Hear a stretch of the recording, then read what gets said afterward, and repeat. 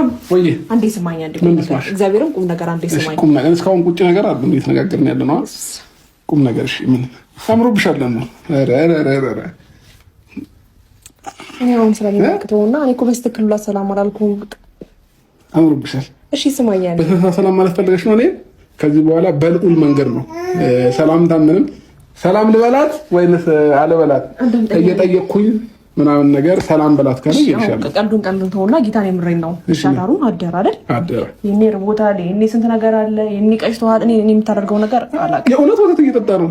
ጌታን ይጠጣል በስንት ሰዓት እናት ታስፈልገዋለች። በዚህ ሰዓት ገና 3 ወሩ ነው። አብርሃም ይኸው እማለ አይናገርም ብለህ ነው አብርሃም? ኧረ ምን መክርህን ነገር ስማ እንዴ! ስማኝ አብርሃም፣ ምን ይሻላል? ምሳ በልተሃል? እሺ አብርሃም፣ አንተ ምሳ በልተሃል ወይ?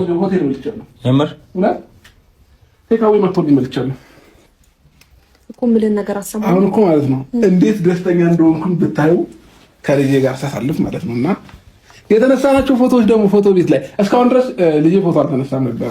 አሁን ፎቶ ተነሳ፣ አደርክ የሚገራሩ ፎቶ ተነሳ። የናጡት ይፈልጋል ልጁ። ከዛ ይሄ ምንድነው አሁን የቀረኝ ልንገርሽ ዛሬ ማለት ነው እንጂ ምንድነው ይሄ እዚህ ጋር ለምን ቀልጦ ነው?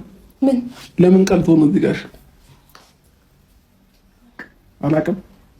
እሺ ዋና ቦታ ወስደዋለሁኝ። ከዋና መልስ ደግሞ እዚህ ያመጣዋለሁ ማለት ነው። ከዛ ዛሬ እናድራለን። አብርሃም ወይ ሌላ ልጅ አለ እንዴ?